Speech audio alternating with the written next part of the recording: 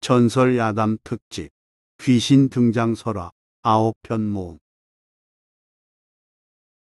전설야담 중에서 귀신 등장 설화 9편을 골라 담았습니다. 아래와 같은 순서로 재생됩니다. 전설야담 신관 사또와 처녀의 원혼. 처녀 귀신이 소복 입은 이유.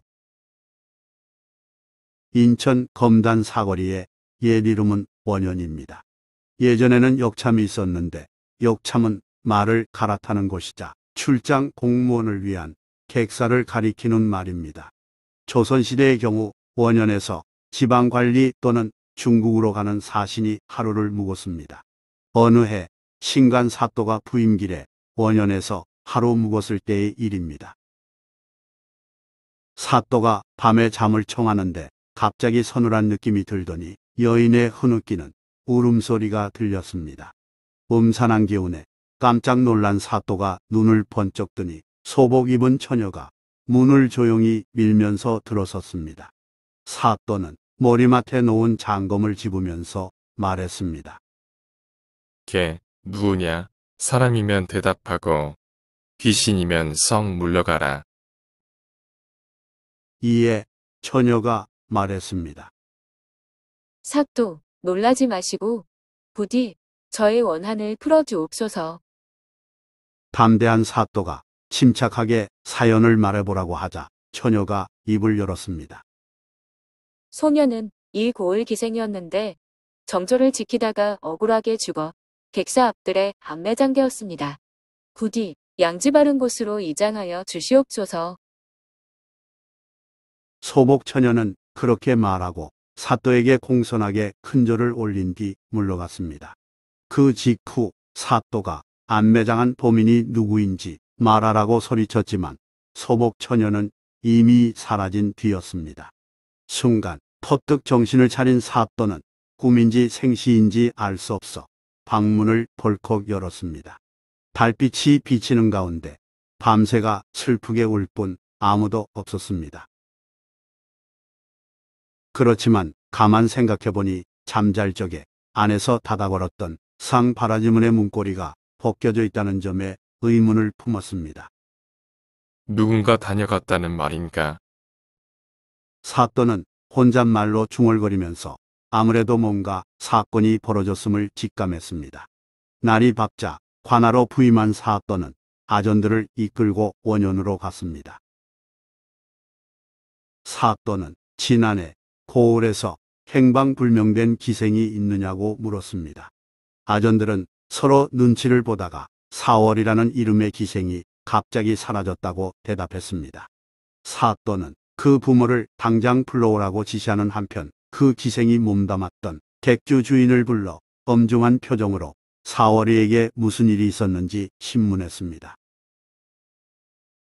객주 주인은 양반집 한량이 4월이를 품고 싶어서 여러 차례 안달부리며 괴롭혔다는 사실을 털어놓았습니다. 사또가 한량의 정체를 묻자 객주 주인은 객사 관리를 맡은 아전의 조카라고 대답했습니다.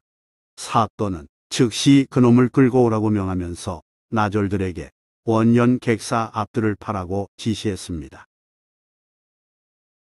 나졸들이 땅을 한 잣쯤 파자 남색 치마를 입은 처녀 시신이 나왔습니다.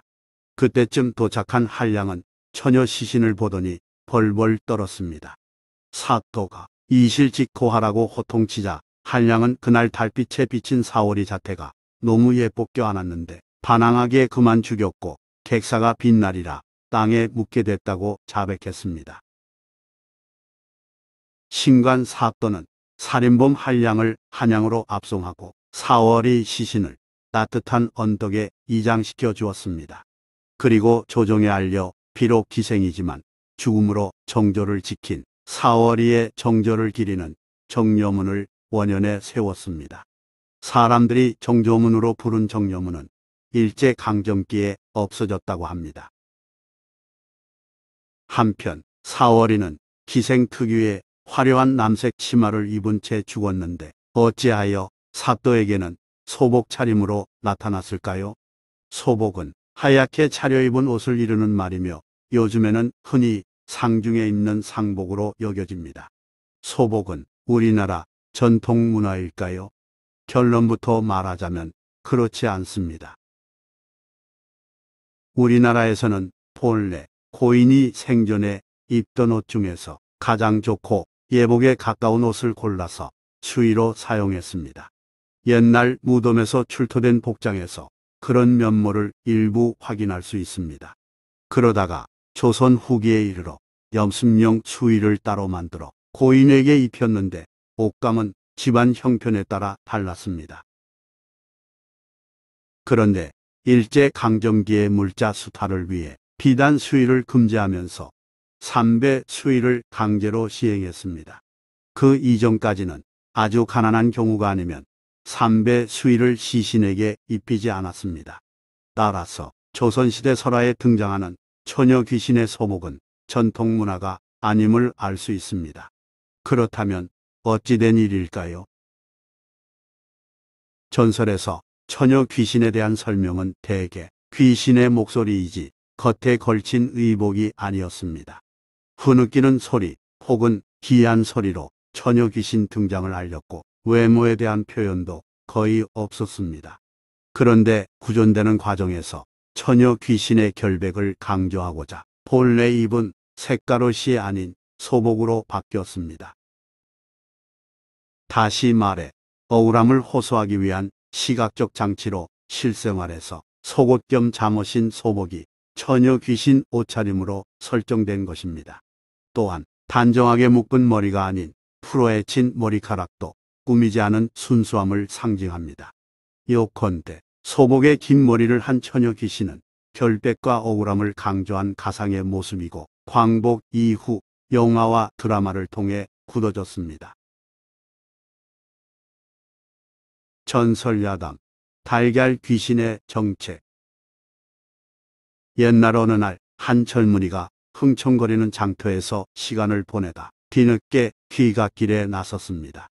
집으로 가려면 골짜기를 지나야 하는데 그날따라 다니는 사람이 없었어 젊은이는 으슥한 밤길을 혼자 가야 했습니다. 검푸른 숲에는 간간히 바람 소리만 들릴 뿐 조용했고 젊은이는 무서움을 떨치려 노래를 흥얼거리며 걸었습니다. 그때 저만치 웬 사람들이 느린 걸음으로 느릿느릿 다가오는 모습이 보였습니다. 술에 취한 상태의 젊은이가 눈을 비비고 자세히 살펴보니 하얀 옷을 입은 사람 2명이었고 구부정한 허리로 미로 노인으로 짐작됐습니다. 캄캄한 밤중에 사람을 보니 반가워서 젊은이는 반가운 마음으로 인사를 건넸습니다. 이 늦은 시간에 어디 다녀오세요? 약간 거리가 있었지만 충분히 들릴 만한데 앞에서 오는 2사람은 아무 대답도 하지 않았습니다. 젊은이가 약간 멋쩍은 기분이 들어 다시 한번 말을 하려는 순간 2 노인은 젊은이와 마주치기 직전 옆길로 발걸음을 돌려 숲속으로 들어갔습니다. 젊은이는 그쪽으로 가면 공동묘지밖에 없으니 이쪽으로 오라고 크게 말했습니다. 그 말에 2 노인은 걸음을 멈추고 자기들끼리 뭐라고 수군대더니 이내 젊은이 쪽으로 걸어왔습니다. 젊은이는 안도의 한숨을 내쉬며 노인들이 있는 곳으로 서둘러 걸어갔습니다. 서로 마주칠 즈음 2 노인은 젊은이 옆을 바람처럼 스쳐 지나갔습니다. 워낙 빨리 지나가는 바람에 젊은이는 그들의 얼굴을 보지 못했습니다. 어디를 그리 급하게 가세요? 젊은이가 뒤돌아보고 묻자 노인들은 걸음을 멈추고 섰습니다. 그리고는 고개를 돌려 젊은이를 바라봤습니다. 그때 구름에 가려졌던 달이 나타나서 노인들의 얼굴을 비춰주었습니다. 너, 젊은이는 2 노인의 얼굴을 보고 자기도 모르게 비명을 질렀습니다. 노인들의 얼굴이 달걀처럼 밋밋했기 때문입니다. 얼굴 윤곽만 있을 뿐 눈, 코, 입이 없는 2 노인은 어디서 나오는 소리인지 모르나 이상 야릇한 웃음소리를 내고는 이내 숲속으로 사라졌습니다. 너무 놀란 젊은이는 후들거리는 다리로 어떻게 내달렸는지 모르게 호곱지겁 집으로 돌아왔습니다.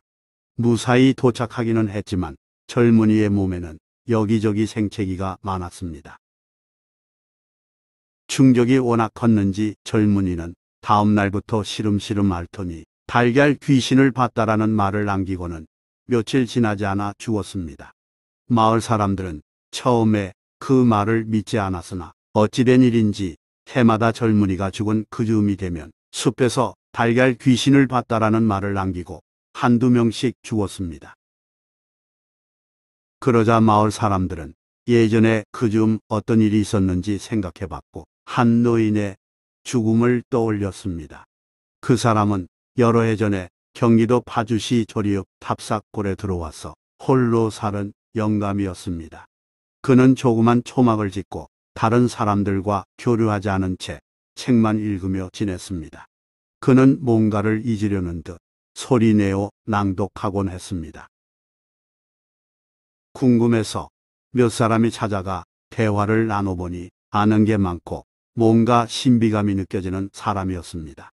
하여 사람들은 그를 도사라고 불렀습니다. 나중에 들려온 풍문에 따르면 그는 아내를 일찍 여의고 외아들을 키워 장가 보냈는데 행실 고약한 며느리 때문에 서로 간통했다는 무고한 소문이 퍼져 살던 마을에서 쫓겨나듯 떠났습니다. 그런 마음의 상처를 지닌 영감은 어느 날 갑자기 살던 초막에서 사라졌습니다. 사람들은 도사가 죽었거나 다른 곳으로 떠난 것으로 짐작하고 관심을 두지 않았습니다. 그런데 이듬해 그 즈음에 묘한 일이 생겼습니다. 탑삭골에 사는 부잣집 딸이 혼례 후 친정에서 3일을 보내고 시댁으로 길을 떠났습니다. 출발이 늦어 날이 저물었기에 신랑과 신부는 함께 말을 타고 갔습니다. 중간에 신랑은 배탈이 나서 숲으로 들어가서 용변을 받습니다. 신랑은 돌아와서 말을 타려다가 신부가 사라졌음을 알고 당황했습니다. 신랑과 수행원들은 새벽이 될 때까지 밤새 여기저기 사방을 살펴봤지만 끝내 신부를 찾지 못했습니다. 그로부터 몇 년이 지나서 앞서 공릉장터로 갔다가 돌아오던 젊은이 사망 사건이 일어났고 이후 해마다 달걀 귀신을 봤다고 말한 후 죽는 사람들이 생겼다고 합니다. 달걀 귀신은 억울한 일을 당한 노인이 면목 없는 처지가 되는 바람에 눈, 코, 입이 없는 귀신이 됐고 사라진 신부는 그 짝이 된 것으로 여겨집니다. 또한 달걀 귀신이 항상 마누라를 데리고 다니는 것은 생전의 아내를 몹시 그리워한 까닭이며 오래 머물렀던 탑삭골 주변을 배회하다가 자신이 죽은 날에 나타나서 자신의 억울한 처지를 드러낸 것인데 그걸 본 사람들 중에서 기가 약한 사람이 큰 충격을 받아 죽게 됐으리라 여겨집니다. 달걀 귀신은 나중에 달걀 모양으로 변형되기도 했습니다. 전설야담 귀신에게 얻은 보물. 옛날 경기도 용인에서 과거를 준비하던 강시성을 가진 선비가 있었습니다. 강 선비는 품성이 어지러 누가 무슨 일을 도와달라고 하면 거절하지 않고 도와주곤 했습니다. 하지만 공부 진도는 느려서 과거 시험에서 몇 차례 떨어졌습니다. 강 선비는 이번에는 기필코 붙으리라 각오하며 길을 떠났습니다. 해질 무렵 산허리에서 큰 비가 내리기에 강 선비는 근처를 두리번거리며 허름한 집을 찾았고 급히 그리로 가서 주인을 불렀습니다. 할머니가 나오자 강 선비는 하룻밤 재워달라고 부탁했습니다. 하지만 할머니는 거절하며 이렇게 말했습니다. 이곳은 귀신 붙은 집이라오. 남자는 모두 죽고 늙은 나와 어린 손녀가 겨우 남았다오. 강 선비는 그렇다고 물러설 처지가 아니었습니다. 비는 계속 내리고 해는 저무는데 산중턱에서 다른 집을 찾기란 힘든 일이었으니까요. 강 선비는 할머니에게 다시 한번 부탁했습니다. 할머니, 저는 담력이 제법 강한 사람입니다. 귀신은 전혀 무섭지 않으니 재워만 주시면 고맙겠습니다. 그 말을 들은 할머니는 마지못해 강 선비에게 방 하나를 내주었습니다. 밤이 깊었지만 강선비는 잠을 이루지 못했습니다. 귀신에게 무방비 상태로 해코지 당할까 싶었기 때문입니다. 그래서 등불을 켜놓고 책을 읽었습니다. 책 한 권을 거의 다 읽을 무렵 방문이 열리며 바람이 휙 불더니 촛불이 꺼졌습니다. 그 직후 머리 하얀 노인 귀신이 쓱 나타났습니다. 강선비는 깜짝 놀랐지만 내색하지 않은 채 귀신에게 호통을 쳤습니다. 귀신이 어인 일로 사람을 괴롭히는 카. 그러자 노인 귀신은 손가락으로 자기 허리를 가리키더니 뒤돌아섰습니다. 강선비가 거기를 보니 엉덩이 부분이 마치 불에 탄 것처럼 보였습니다. 노인 귀신은 돌아서서 다시 그 부분을 가리키고는 뒤돌아서서 엉덩이 부분을 반복해서 보여줬습니다. 그리고는 공손히 인사하고 사라졌습니다. 강선비는 그게 무슨 의미인지 곰곰이 생각해 봤습니다. 다음 날 아침 강선비는 할머니에게 이 집이 원래 어떤 터였는지 물었습니다. 원래 무덤 자리였는데 가난한 우리 가족이 들어와 집을 짓고 살게 됐다오. 할머니의 설명을 들은 강선비는 무덤이 원래 어디쯤 있었냐고 물어봤습니다. 할머니가 기억을 더듬어 아궁이 자리에 있었던 것 같다고 말하자 강선비는 무릎을 치며 아궁이 근처를 파 보자고 말했습니다. 간밤에 웬 노인 귀신이 저를 찾아왔는데 아무래도 아궁이와 관계된 것 같습니다. 엉덩이 부분이 많이 탔더라고요. 강선비가 아궁이 앞 땅을 파보니 유골이 보였습니다. 하여 아궁이를 전부 드러내고 본격적으로 땅을 파서 유골 전부를 수습한 후 집 근처 햇볕이 잘 드는 자리에 잘 묻어줬습니다.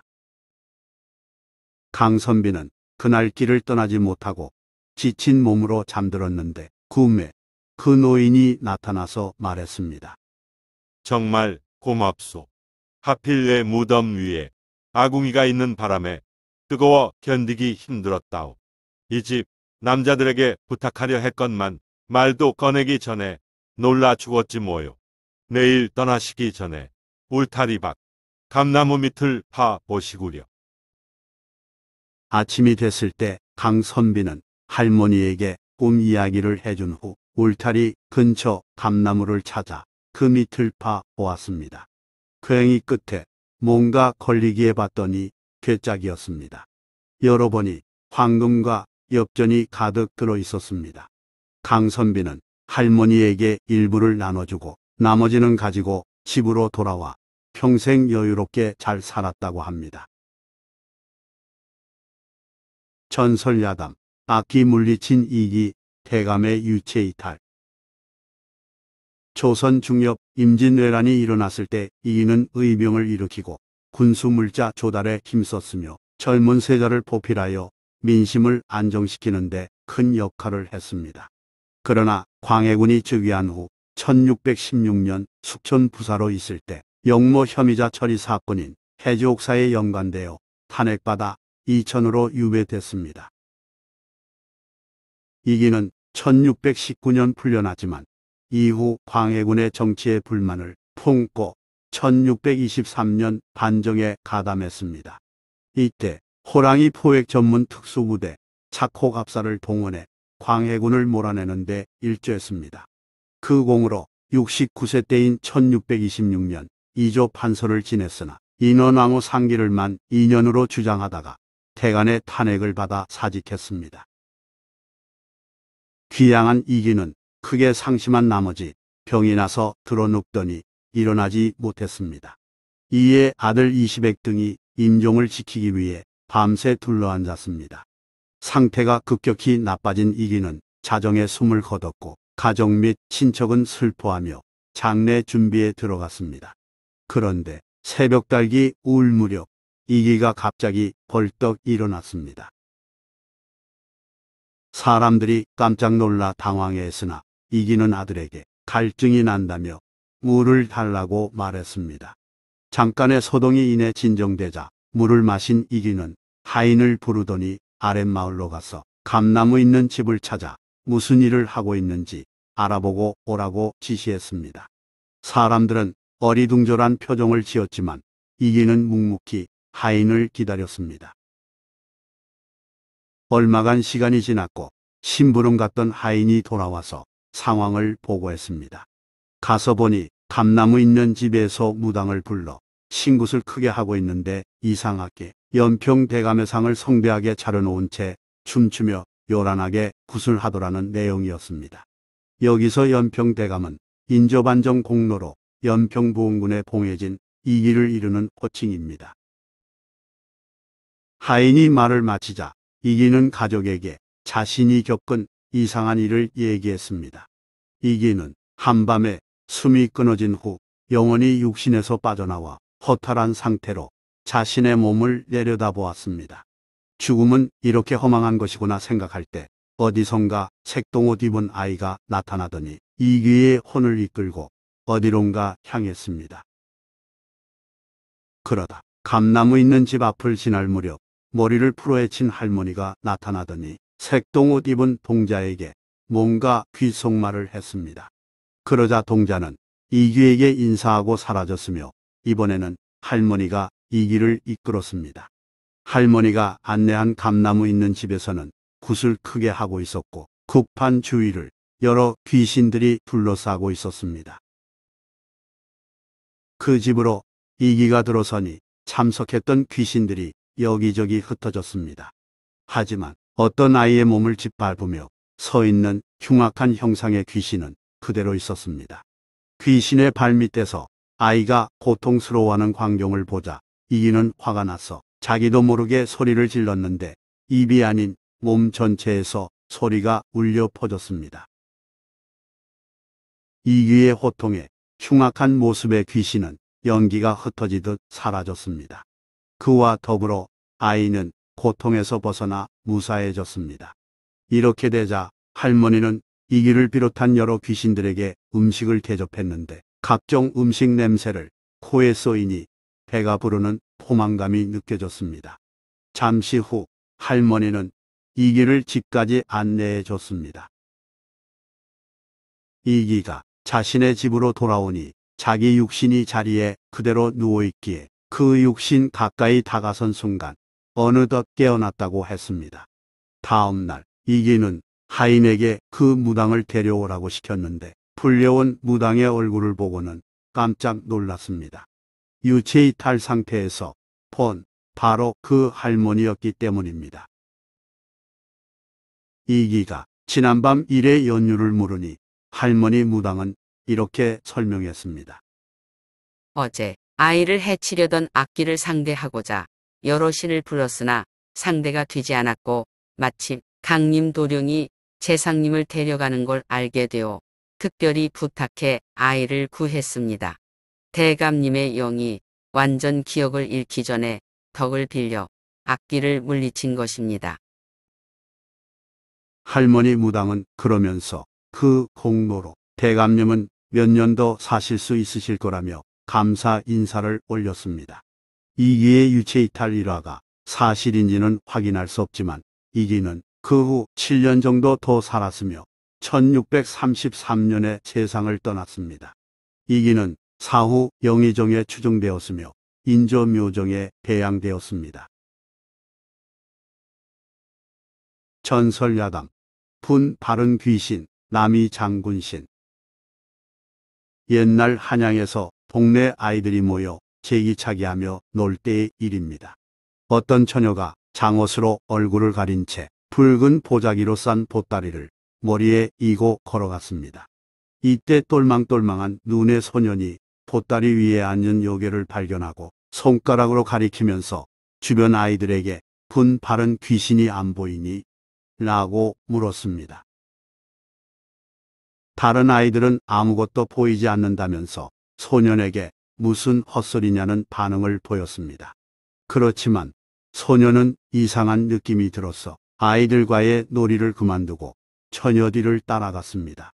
여자는 고래등 같은 기와집으로 들어갔는데 집이 무척 컸어 대단히 권세 있는 집안임을 짐작할 수 있었습니다. 그런데 잠시 후 그 집에서 아이고 아이고 하는 큰 통곡 소리가 들렸습니다. 소녀는 문득 분 바른 귀신의 소행이라는 생각이 들었기에 대문 앞에 서서 어른스럽게 이리 오너라를 외쳤습니다. 그 부름을 듣고 하인이 나오자 소녀는 이 댁에 병고가 일어나지 않았느냐고 운을 뗀 뒤 어떤 일인지 알려달라고 부탁했습니다. 하인은 방금 전에 그 댁의 막내따님이 갑자기 숨을 거뒀다고 말했습니다. 소녀는 급히 그곳으로 달려가서 방안을 살펴보았습니다. 그랬더니 분 바른 귀신이 누워있는 규수의 목을 누르고 있었습니다. 소녀는 귀신을 향해 그 손을 썩 놓지 못하겠느냐라고 호통쳤습니다. 요괴가 놀라 달아나자 죽은 줄 알았던 규수가 눈을 떴습니다. 방에 있던 가족은 규수의 되살아남에 크게 기뻐했습니다. 소녀는 다행이라고 생각하며 대문 밖으로 나왔습니다. 얼마 지나지 않아 또다시 통곡 소리가 대문 밖으로 흘러나왔습니다. 소녀는 급히 복숭아 나뭇가지를 꺾어 들고 그 집으로 들어가서 규수 위에 앉아있는 요괴를 세게 내리쳤습니다. 그 직후 귀신이 사라졌습니다. 규수는 다시 숨을 내쉬며 살아났고 목이 마르니 물을 달라고 말했습니다. 가족들은 소년에게 이름을 물었고 소년은 남이라고 대답하고는 그 집을 나왔습니다. 그 집 주인은 권남 대감이었고 규수는 막내딸이었습니다. 그날 저녁 퇴골하여 집으로 돌아온 권남은 낮에 일어난 일을 듣고는 점쟁이에게 남이의 사주를 짚어보도록 했습니다. 점쟁이는 사주로 보건대 도령이 제명대로 살기는 어려울 것 같다고 말했습니다. 권남이 딸의 사주도 보라고 하자 점쟁이는 송구하오나 따님의 명도 역시 잘 보며 자식도 얻지 못할 것 같다고 대답했습니다. 그러면서 그 도령을 사위로 삼아도 그 복만 누릴 뿐 화는 보지 않으리라는 말을 곁들였습니다. 권남 대감은 딸의 목숨을 구해준 남이를 사위로 삼았습니다. 남이는 16세 때인 세조 3년 묵과에 급제했고 세조의 총애를 받아 여러 무직을 역임했습니다. 1467년에는 이시해의 난을 진압했으며 국경의 오랑캐를 물리친 후 백두산에 올라 북정가라는 시를 읊으며 대장부의 포부를 밝혔습니다. 세조는 1468년 27세의 남이를 병조 판서에 임명했습니다.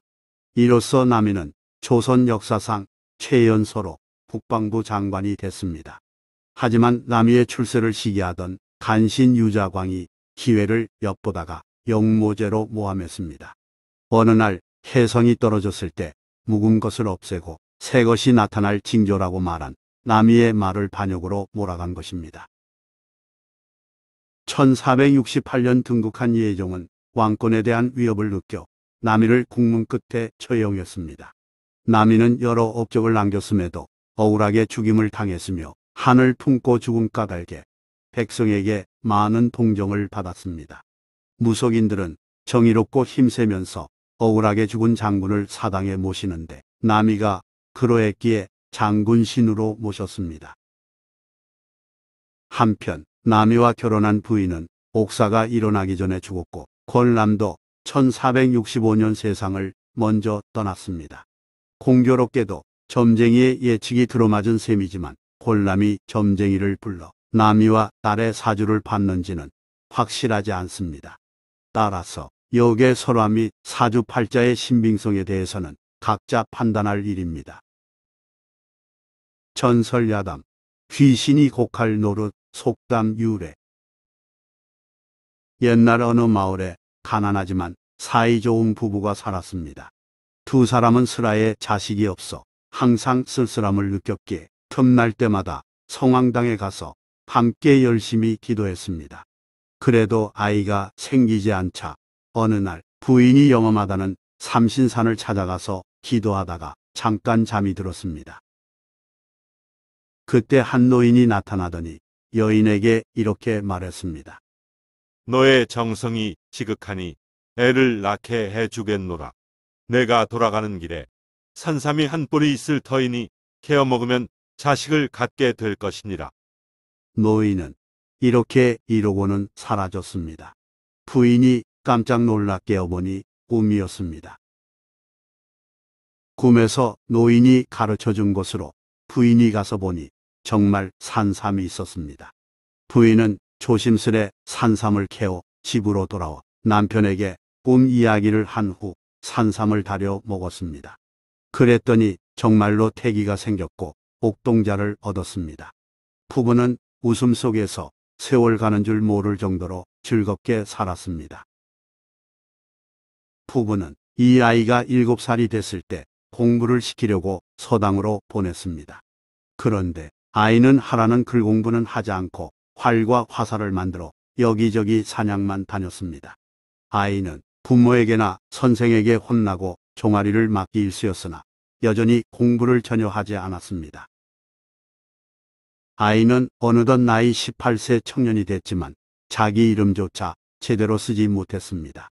그러던 중 어느 날 청년은 아버지 앞에 와서 무릎을 꿇고 과거를 보러 가겠으니 허락해 달라고 요청했습니다. 공부도 하지 않았는데 무슨 과거를 보느냐는 말에 청년은 무과 시험을 치르겠다고 말했습니다. 아버지는 아들의 과거 합격을 불가능한 일로 판단했기에 그 요청을 받아들이지 않았습니다. 더군다나 과거 시험 때 사용할 성능 좋은 활을 사줄 형편도 아닌지라 고개를 저었습니다. 그렇지만 청년이 과거에 붙을 자신이 있다면서 계속 조르자 아버지는 가산을 털어 활을 사주었습니다. 청년은 과거 보러 가는 도중에 날이 저물어 어떤 집에서 하룻밤 신세를 지게 됐습니다. 주인 영감은 청년에게서 총명함을 느꼈기에 잠을 재워주겠노라 허락했습니다. 그 집엔 결혼 정년기에 접어든 처녀가 있었습니다. 주인 영감은 청년을 사위감으로 점찍고는 일부러 딸에게 음식을 주어 심부름 보냈습니다. 딸도 나그네를 마음에 들어하며 기꺼이 청년이 있는 방으로 들어갔습니다. 하지만 청년은 처녀에게 어서 나가라고 말했습니다. 과거 시험 이외에는 다른 생각을 하지 않겠노라 굳게 결심했기 때문입니다. 처녀가 다른 핑계를 대고 다시 방으로 들어갔지만 이번에도 청년은 호통치며 거절했습니다. 수치스럽게 생각한 처녀는 흐느끼면서 방을 나갔습니다. 다음 날 이른 아침 청년은 일찍 길을 떠나려고 방문을 열었다가 소스라치게 놀랐습니다. 처녀가 문 앞에서 목을 메어 주고 있었기 때문입니다. 청년은 크게 당황했지만 과거 시간이 촉박한 관계로 인사만 하고 집을 나섰습니다. 청년은 허겁지겁 과거장에 도착하여 무과 시험을 치렀습니다. 활로 화살을 쏘아 관역의 정중에 5번 맞춰야 했습니다. 청년은 사냥으로 갈고 닦은 실력을 발휘해 1번, 2번, 3번 연이어 한가운데에 화살을 꽂았습니다. 이제 과거 합격이 거의 손안으로 들어왔습니다.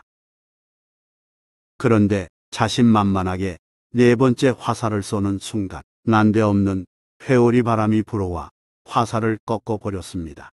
결국 청년은 아버지에게 호언장담했던 과거 시험에서 불운한 일로 허망하게 탈락했습니다. 과거는 3년마다 열렸기에 청년은 3년을 절치부심 기다린 끝에 다시 무과 시험에 도전했습니다. 청년은 차분하게 활을 쏘아 관역의 중앙을 노렸습니다. 휑 소리와 함께 화살이 정중앙에 꽂혔습니다. 청년은 잠시 안도의 한숨을 쉰 후 침착하게 다음 화살을 쏘았습니다. 그렇게 2번, 3번 연이어 관역의 한가운데를 맞췄습니다. 그런데 4번째 화살을 쏜 직후 청년은 당황해했습니다. 활에서 화살을 내보내자마자 또 난데없는 회오리 바람이 불더니 화살을 꺾어버렸기 때문입니다. 다른 사람들이 활을 쏠 때는 그런 일이 일어나지 않았습니다. 그런 불행은 삼수, 사수 시험에서도 일어났습니다. 과거에서 여러 차례 억울하게 탈락한 청년은 기이하게 여겨 점쟁이를 찾아갔습니다. 점쟁이는 청년의 이야기를 듣더니 처녀 귀신의 행패라고 말해 주었습니다. 청년에게 퇴짜 맞은 후 판을 품고 자살한 처녀가 원한에 사무친 나머지 악령이 되어 무과 시험을 방해한다는 것이었습니다. 해결책이 있느냐는 청년의 물음에 점쟁이는 안타깝지만 없다라고 답했습니다. 어느덧 30이 된 청년은 꺼림칙하지만 그래도 미련이 있기에 다시 과거 시험장으로 갔습니다. 청년은 3차례 거푸 정중앙을 마친 후 이내 극심한 불안감을 느꼈습니다. 화살을 날려봐야 소용없을 테니까요. 시험관이 4번째 화살을 쏘라고 재촉하자 청년은 활 시위를 잡아당기다 말고 대성통곡했습니다. 그 광경을 지켜본 원님이 잠시 시험을 멈추고 청년을 불러 우는 곡절을 물었습니다. 청년은 지금까지 겪은 일을 자세히 말하면서도 울음을 멈추지 못했습니다. 잠시 생각에 잠긴 원님은 시험관에게 일단 정중앙에 맞춘 화살을 거두라고 명했습니다. 그리고는 청년에게 나머지 활을 이어 쏘라고 말했습니다. 활을 집어든 청년은 집중력을 발휘해 화살을 관역으로 날려보냈습니다. 화살은 2차례 모두 정중앙에 꽂혔습니다. 앞서 맞춘 3차례와 합치면 5차례 모두 백발백중이었기에 합격 판정을 받았습니다. 원님의 지혜가 무술 능력이 있음에도 불행에 빠진 청년을 살린 셈이었습니다. 그때였습니다. 갑자기 공중에 한 귀신이 나타나더니 이전의 청년보다 더 큰 소리로 울었습니다. 그 처녀 귀신은 원님을 원망스럽게 바라보더니 원님께에 넘어갔다라면서 원통해했습니다. 그리고는 사라졌습니다. 이후 누군가 신기한 꾀를 내면 귀신이 곡할 노릇이란 말을 쓰게 됐다고 합니다. 전설야담 4번째 사또의 운명. 조선 중엽 중종 때의 일입니다. 중종 임금에게는 계속 해결되지 않은 근심거리가 하나 있었습니다. 여러 해 동안 강원도 영월의 군수 자리가 비어 있음이 문제의 골칫거리였습니다. 어찌된 일인지 16세기 중엽 영월 군수로 부임했다가 죽은 사람이 연이어 3명이나 됐습니다. 새로 부임해 내려간 신관 사또마다 첫날 밤에 원인 모르게 계속해서 죽자 아무도 영월 군수로 가려 하지 않았습니다. 임금이 담력 강해 보이는 신하에게 영월 군수를 권하면 아예 벼슬을 물러나겠다는 반응까지 보일 정도였습니다. 이러니 아무리 임금이라지만 강권하기에는 무리였습니다. 임금은 방을 붙여 적임자를 찾아볼까 하는 생각도 했습니다. 그러던 차에 밀양 출신의 승문원 교권 박충원이 영월 군수를 자청했습니다. 박충원의 아내는 소문을 듣지 못했느냐며 집에서 극구 말렸지만 박충원은 임금의 근심을 덜어드리는 게 신하의 도리라며 자원했습니다. 임금은 박충원의 뜻을 가상히 여겨 크게 칭찬하고 영월 군수로 발령했습니다. 그대가 짐의 고충을 덜어주려 함은 참으로 가상하오. 그렇지만 신관 사또들이 부임 첫날 밤에 까닭 모르게 모두 죽었으니 짐의 마음이 염려되는구려. 상감마마 소인을 심려해 주시니 기필코 성은에 보답하겠나이다. 박충원은 한시가 급하다며 즉시 강원도 영월로 길을 떠났습니다. 영월에 도착해 보니 수년 동안 사또가 없었던 관아는 마치 빈집처럼 보였고 마당에는 잡초가 무성했습니다. 새로운 사또가 부임했다는 소식을 듣고 급히 달려온 아전들은 인사를 마치자마자 다른 곳으로 피신할 것을 권했습니다. 무슨 소리, 내가 마땅히 있어야 할 자리에 있겠노라. 박충원은 당당한 목소리로 아전들을 나무란 후 동원에 들어가서 앉았습니다. 아전들은 여기저기 모여 못마땅한 표정으로 또 시체 치울 일 생겼다며 수군거렸습니다. 그에 상관없이 박충원은 해가 지기 전에 관아를 말끔히 정돈하라고 명했습니다. 이윽고 밤이 되었습니다. 아전들은 사또의 불행을 걱정하면서 모두 집으로 돌아갔고 커다란 관아에는 박충원과 일하는 하인 그리고 몇 명의 포졸만이 남아 있었습니다. 박충원은 책상 앞에 단정히 앉아 책을 보면서 항상 지니고 다니는 칼을 옆에 놓아두었습니다. 더욱 밤이 깊어 하인들마저 각자 자기 방으로 가버렸을 때 박충원은 먼 길 오느라 쌓인 피곤함이 몰려와 막 잠이 들려고 했습니다. 바로 그때 방문이 휙 열리더니 서늘한 느낌에 찬 바람이 불어와 등잔불을 꺼버렸습니다. 박충원은 깜짝 놀라 눈을 크게 뜨고 앞을 보았습니다. 박충원은 어렴풋이 보이는 허옇고 커다란 물체에게 정체를 밝히라며 소리쳤습니다. 걔 누구냐? 요망한 것이거든. 썩 물러가거라. 그 순간 하얀 옷을 입은 귀신이 다가오더니 박충원의 손목을 꽉 움켜잡았습니다. 박충원이 귀신의 손을 뿌리치려 몸부림쳤지만 귀신의 힘이 얼마나 센지 소용없었습니다. 오히려 손목에 전해지는 차가운 손길에 정신이 아찔해졌습니다. 귀신은 박충원의 손목을 붙잡은 채 밖으로 끌고 나갔습니다. 귀신은 마당을 지나 산으로 들어가더니 숲속을 헤치며 어딘가로 향했습니다. 음산한 바람소리와 망령들이 울부짖는 듯한 괴이한 소리가 박충원의 귀를 스쳤습니다. 어느 사이 박충원을 잡아끄는 귀신은 셋으로 늘었고 박충원 몸에는 이리저리 끌려다니는 과정에서 생채기가 생겼습니다. 그렇게 한참을 갔는데 어느 순간 밝은 곳이 나타났고 귀신들은 박충원의 손을 놓아주었습니다. 털썩 주저앉은 박충원이 고개를 드니 놀랍게도 어전이었습니다. 박충원은 주위를 살펴봤습니다. 그곳에는 예복을 갖춰 입은 6신하가 선체로 옥좌에 앉아있는 어린 임금을 보좌하고 있었습니다. 그들은 사육신과 단종 임금이었습니다. 깜짝 놀란 박충원은 머리를 조아리며 상감께서 어찌 이런 누추한 곳에 계시냐고 여쭤봤습니다. 그러자 단종은 이렇게 말했습니다. 짐의 유택이 심히 불편하여 영월 사또에게 옮겨달라고 말하고자 여러 차례 불렀으나 모두 이곳에 오기도 전에 망령들에게 시달려 죽어버리고 말았구려. 그러니 그대가 짐과 죽은 국원 사또 세 사람을 위해 많은 힘을 써주시오. 짐은 늘 잠자리가 불편하다오. 상감마마, 황공하옵니다.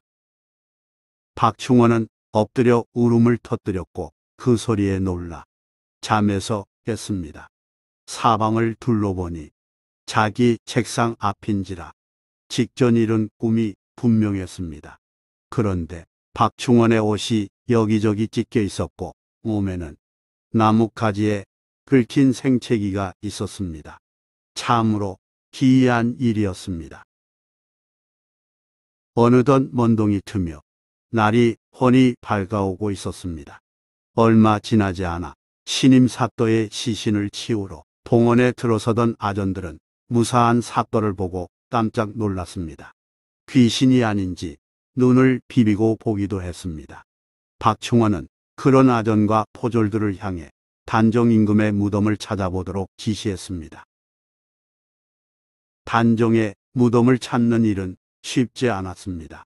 단종이 노산군으로 강봉되어 영월에 안치됐다가 시해됐을 때 영월의 호장 어몽도가 후한을 두려워하지 않고 시신을 업어다가 황량한 산골에 암장했기 때문입니다. 아전과 포졸들은 산속을 샅샅이 뒤졌지만 헛수고였습니다. 하지만 소문을 들은 어몽도 후손이 관아를 찾아와 무덤으로 가는 길을 안내해 줬습니다. 박충원이 함께 현장으로 가보니 꿈에서 본 바와 똑같기에 묘소를 고쳐 쌓고 정중하게 제사를 올렸습니다.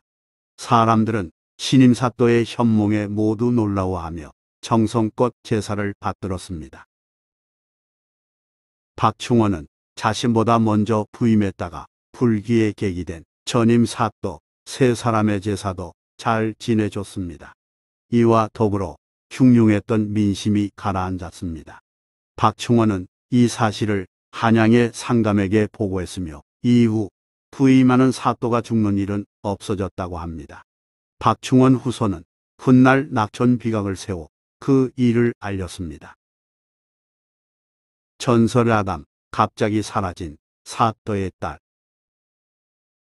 옛날에 경상도 밀양수령이 중년의 아내를 잃은 뒤 어린 딸을 남달리 사랑했습니다. 그런데 어느 날 갑자기 딸과 유모가 온데간데 없이 사라졌습니다. 마을을 두루 살펴봤으나 찾지 못했고 밀양수령은 아내에 이어 애지중지한 딸까지 잃자 크게 상심한 나머지 실성하여 죽었습니다.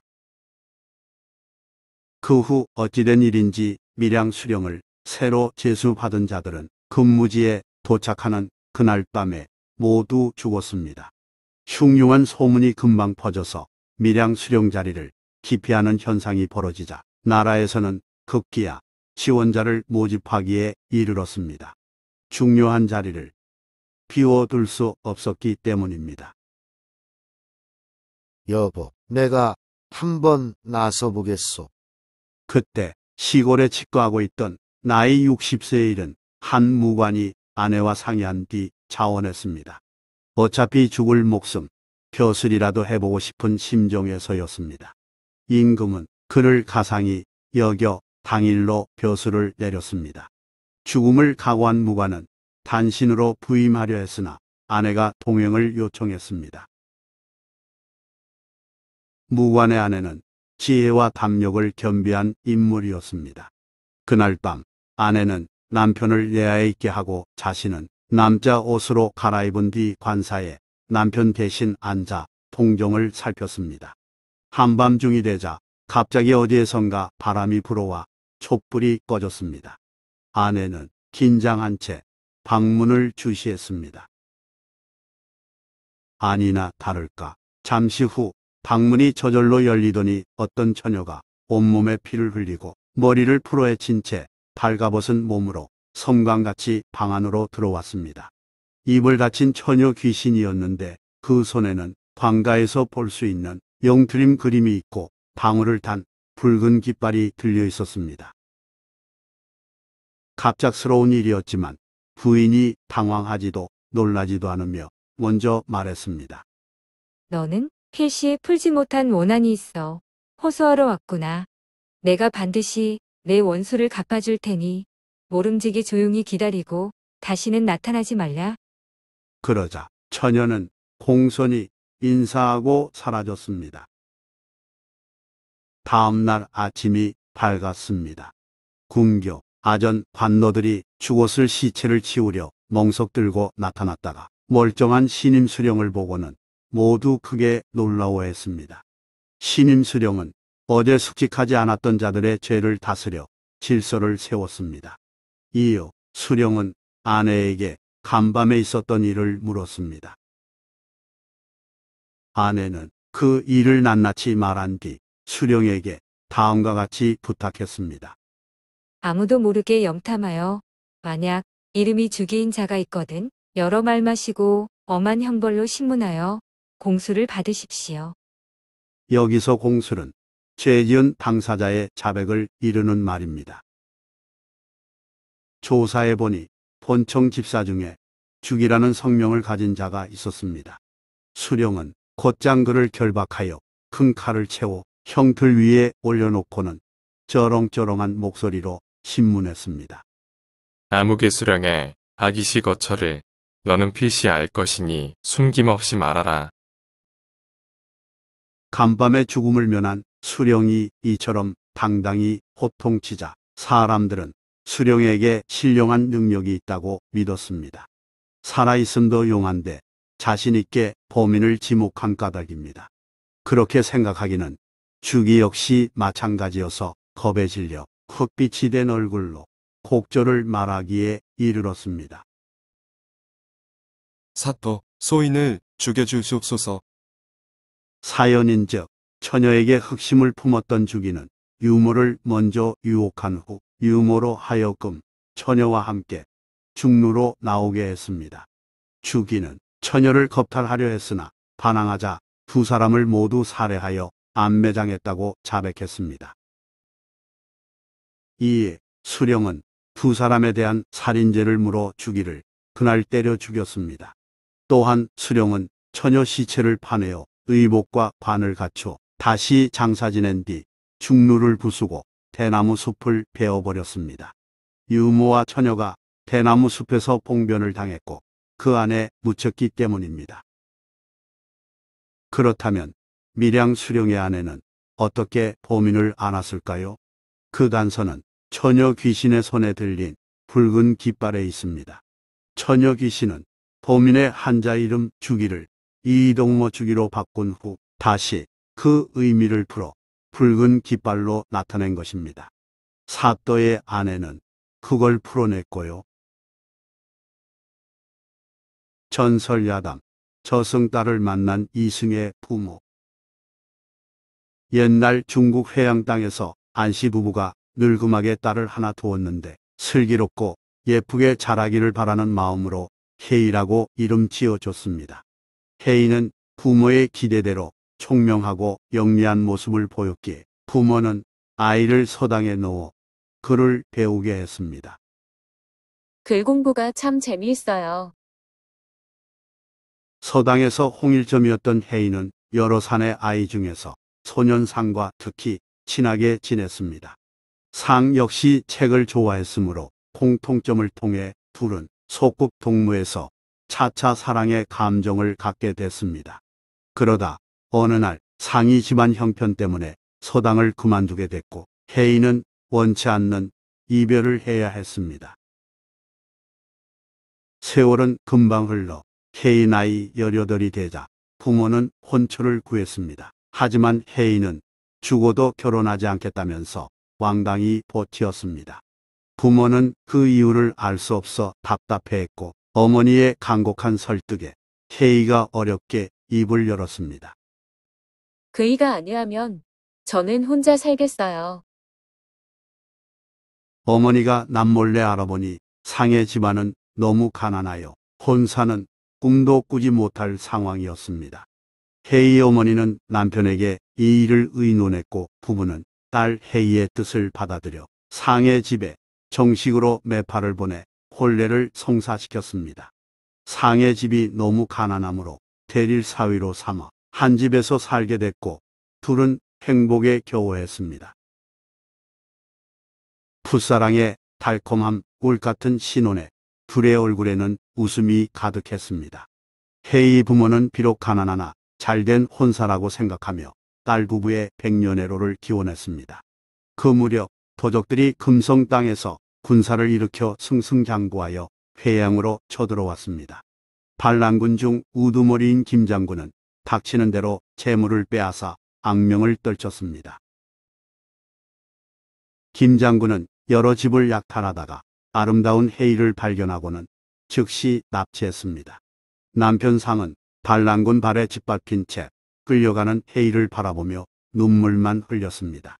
난리가 다소 진정된 후 상은 괴나리 보찜을 걸머쥐고 아내의 행방을 더듬어 찾고자 김장군이 주둔해 있다는 호서 지방으로 향했습니다. 가벌이 없었습니다. 상은 다시 수소문에서 길을 떠났고 여러 해 세월이 흐른 뒤 마침내 안풍에서 김장군 군대를 발견했습니다. 상은 영문의 수문장에게 혜희와의 면회를 신청했습니다. 어떤 관계냐는 수문장의 질문에 상은 순간 재치를 발휘해 누이 동생이라고 말했습니다. 수문장은 혜이가 김장군의 부인이라면서 말투를 달리해 공손하게 상을 대했습니다. 잠시 후 오빠가 찾아왔다는 말을 듣고 혜이가 나타났고 두 사람은 말없이 눈물을 흘렸습니다.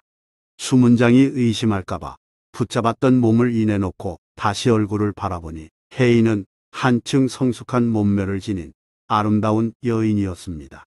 그런 혜이가 김장군 품에 있다는 사실에 상의 가슴은 찢어지도록 아팠습니다. 혜이는 괴로워하는 상의 기색을 알아챘지만 동시에 수문장의 감시 눈길을 의식했기에 눈물을 닦으며 차분하게 말했습니다. 오라버니, 오랜 걸음에 지치셨을 텐데 좀 쉬셔야지요. 혜이는 오빠가 머물방을 마련하라고 군졸에게 지시했습니다. 혜인은 김 장군을 찾아가 헤어진 오빠가 찾아왔다는 소식을 전했습니다. 김 장군은 혜희와 함께 상이 머무는 방으로 찾아와서 반갑다며 편히 쉬라고 말한 후 돌아갔습니다. 가짜 오누이는 그제서야 와락 껴안고 뜨거운 입맞춤을 했습니다.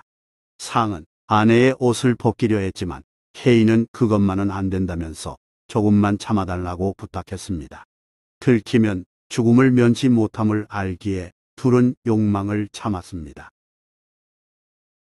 그날 이후 혜인은 가끔 상의 방을 찾아왔지만 항상 포옹과 입맞춤만 하고 돌아섰습니다. 상이 언제까지 참아야 하냐고 묻자 혜인은 기회를 보고 있다며 조금만 더 인내하자고 말했습니다. 혜희가 김 장군 품에 안긴 모습이 계속 떠오르자 상은 급기야 울화가 치민 나머지 드러누웠고 높은 열에 시달리다가 세상을 떠났습니다. 혜인은 남편의 갑작스러운 죽음에 절망하여 대성통곡한 뒤 마음을 추스르고 김 장군에게 말했습니다. 불쌍한 남매이니 제가 죽으면 도고산 오빠 곁에 묻어주세요. 김 장군은 먼 훗날 일로 생각하여 알았다고 대답했습니다. 그러나 상심이 너무 컸는지 얼마 지나지 않아 혜희 역시 죽었습니다.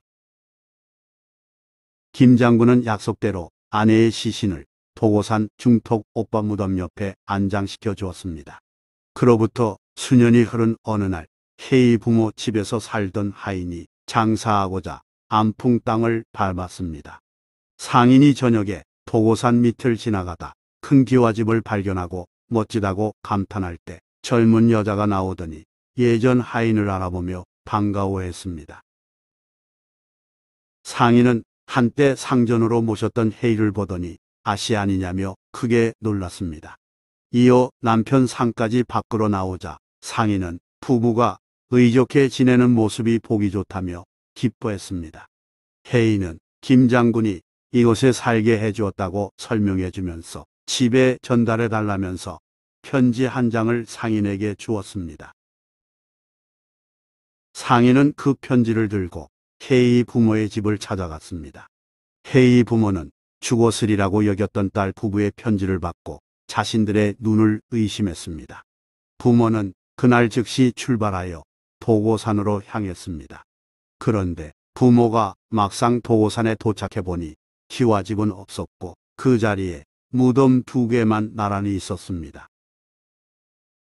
부모는 무덤을 바라보며 너희의 영혼이 있거든 부디 우리 늙은이 앞에 현신해달라 고 간절한 마음으로 빌었습니다. 그날 자정 무렵 딸과 사위가 나타나서는 울면서 긴 사연을 설명했습니다. 부모는 뼈라도 수습해 가겠다고 했으나 혜인은 그대로 부어달라고 부탁했습니다. 다음 날 아침 부모는 쓸쓸히 고향으로 돌아갔다고 합니다.